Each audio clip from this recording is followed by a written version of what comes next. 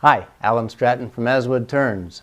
While on location in Phoenix, Arizona, I attended a meeting of the Arizona Woodturners Association, in which a fellow by the name of Ken Waller, I believe, made a presentation on several small projects, including a natural edge bowl from a limb. So happened that shortly thereafter, I had to cut a limb from a tree in a house nearby. Carpe Diem. Let's make a bowl like his. This bowl will have the pith still included because it's the limb. It will be natural edge with the bark nice and solid on there.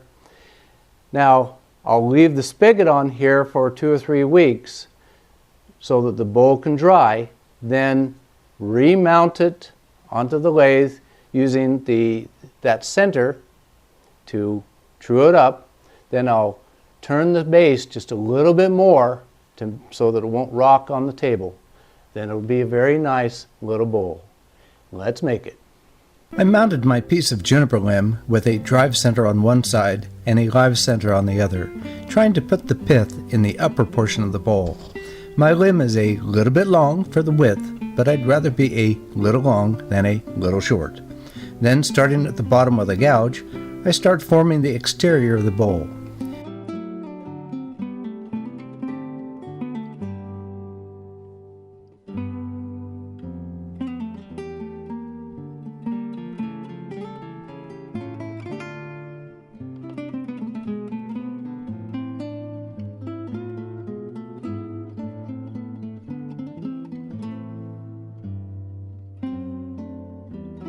Once the low edge of the bark shows the curvature of the bowl, I should have stopped and repositioned the live center to balance the two sides. But on this size of the bowl, it does not matter too much. Easy does it here when working with the bark area.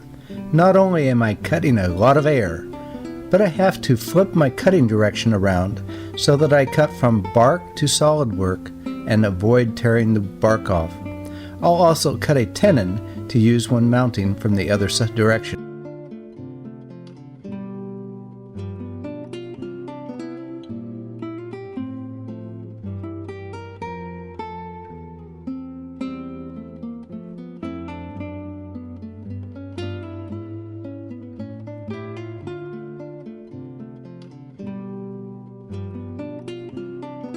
I'll sand and finish the exterior at this point.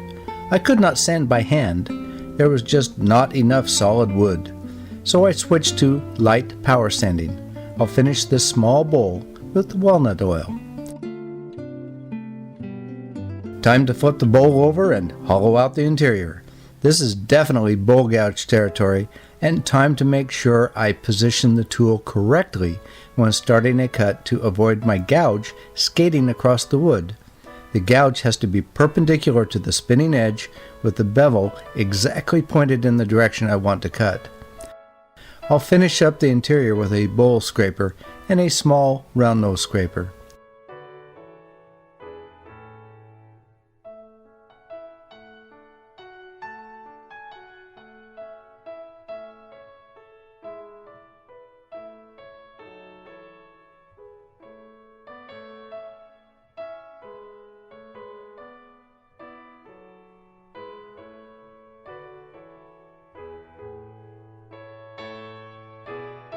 Finally, I tried to power sand the interior, but my drill could not get into all the tight spots. I wound up doing a lot of hand sanding with the lathe turned off. Next time, I'll make the bowl a little less concave so I can get more of the interior.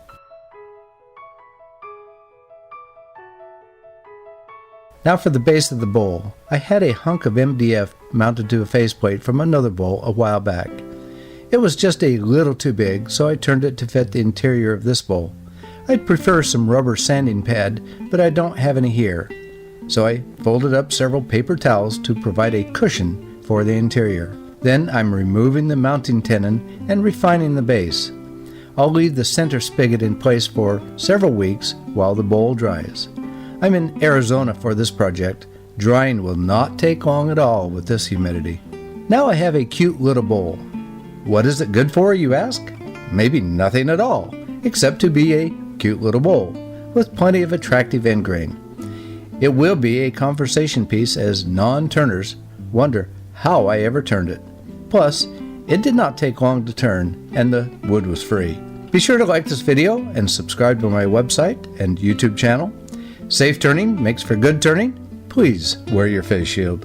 Until next time, this is Alan Stratton from As Wood Turns.